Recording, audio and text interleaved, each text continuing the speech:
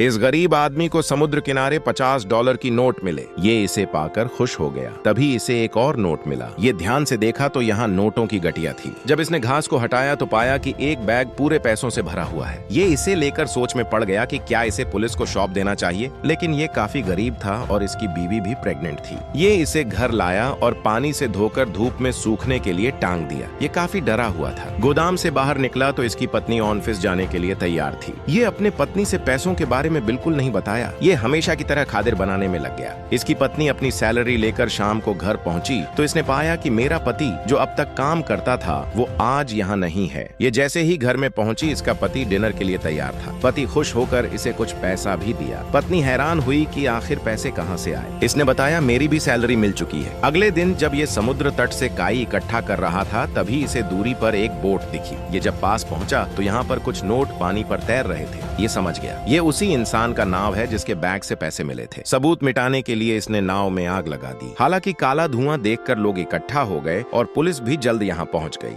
इसने खोजबीन में पाया कि यहाँ कुछ नोट पड़े हैं लेकिन कोई बॉडी मौजूद नहीं थी। पुलिस इसे नॉर्मल हादसा समझी। इसी वक्त इसकी पत्नी भी पहुंच गई। रात के वक्त जब पत्नी किचन में पहुंची तो इसका पति पकौड़े बना रहा था। इसी वक्त एक बूढ़ा व्यक्ति अंदर आया जो इसके साथ काम करता था। उसने बताया मुझे कुछ काई में से पैसे मिले हैं तो आधा तुम रख लो। पत्नी को बिल्कुल समझ नहीं आ रहा था कि आखिर हो क्या रहा है। अगले दिन पुलिस अधिकारी इसके घर पहुंची और पूछने लगी कि तुमने ऐसा नोट तो नहीं देखा। आदमी तुरंत मना कर दिया कि नहीं। अगले दिन जब यह समुद्र तट पर घूमने आया तो इसे एक बॉडी मिली। ये समझ गया कि यह उसी इंसान का बॉडी है जिसके बैग में पैसे थे। यह पास पहुंचा और तुरंत खींचकर इसे दफनाने का सोचा जिससे सबूत पूरी तरह मिट जाए। यह पास के पार्किंग प्लॉट में मिट्टी खोदकर इसे दफना दिया।